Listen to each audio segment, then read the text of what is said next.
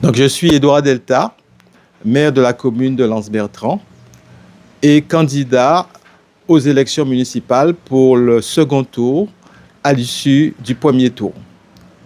Je remercie d'abord les électrices et les électeurs en soi qui m'ont porté en tête de ces élections municipales et communautaires à l'issue du premier tour. Je veux leur demande de me renouveler leur confiance en votant et en faisant voter pour la liste Lens-Bertrand, Terre d'avenir, au second tour. Car nous sommes actuellement à la mairie, nous avons un bilan élogieux dont je suis fier dans tous les deux compartiments du jeu. D'abord, dans le compartiment financier et budgétaire, nous avons trouvé en 2014 une commune délabrée, une commune qui n'était pas très propre dans son environnement, et nous avons réussi à la rendre plus propre et plus belle. Nous avons aussi construit des infrastructures pour améliorer le cadre de vie des habitants. Par exemple, le parc de loisirs et la rénovation de la place de l'église y attenante. Et je suis fier que des Ansois et des Guadeloupéens viennent tous les soirs pour se ressourcer. Nous avons aussi construit des infrastructures sportives, notamment le City Stade à Guéry, Lens-Bertrand, et aussi la rénovation du terrain de football du camp militaire et son éclairage. Mais nous avons aussi de grands et beaux projets pour Lens-Bertrand, notamment avec les partenaires, construit l'usine d'agro-transformation à Grand-Fond-Macaille, qui va créer de nombreux emplois. Construit également avec la région Guadeloupe l'hippodrome de Saint-Jacques et également un centre médico-social à Macaille qui va aussi créer de nombreux emplois. Pour tous ces projets, les 3 projets que je viens de citer, la commune a mis du foncier à disposition, cumulé à 2,5 hectares et nous les avons mis à 1 euro symbolique.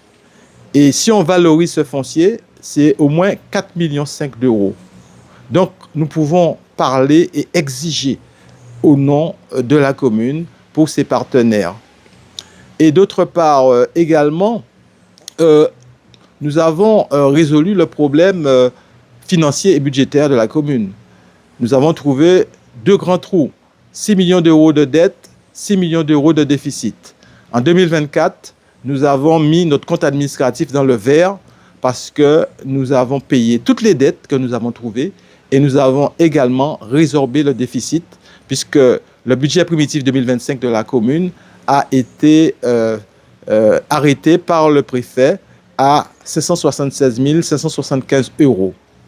Mais je dois dire aussi qu'au cours de ces 2 mandatures, il y a eu 2 augmentations d'impôts importantes fixées par le préfet. D'abord en 2015, où la commune a voté, le maire a voté un taux à 38% pour la taxe foncière bâtie. 6 mois après, en décembre 2015, le préfet a arrêté un taux à 49%, soit 30% d'augmentation. En 2018, la municipalité, avec le conseil municipal, nous avons voté un taux à 51%. 5 mois après, en octobre 2018, le préfet a encore pris un nouvel arrêté pour fixer le taux à 63%. Mais le préfet est dans son droit quand il fait ça, parce que la commune est sous tutelle. Et quand une commune est sous tutelle, le maire n'a pas la main. Donc ceux qui disent que c'est le maire qui a augmenté les impôts, ils sont en train de mentir à la population. Chers Ansoises, chers Ansois, ce que je veux vous dire, je ne suis pas un marchand de rêves.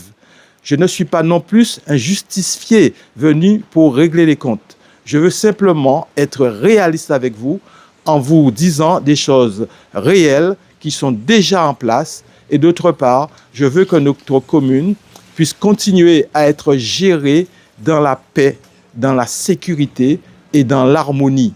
Donc, pas question de créer de l'insécurité avec des violences dans cette commune.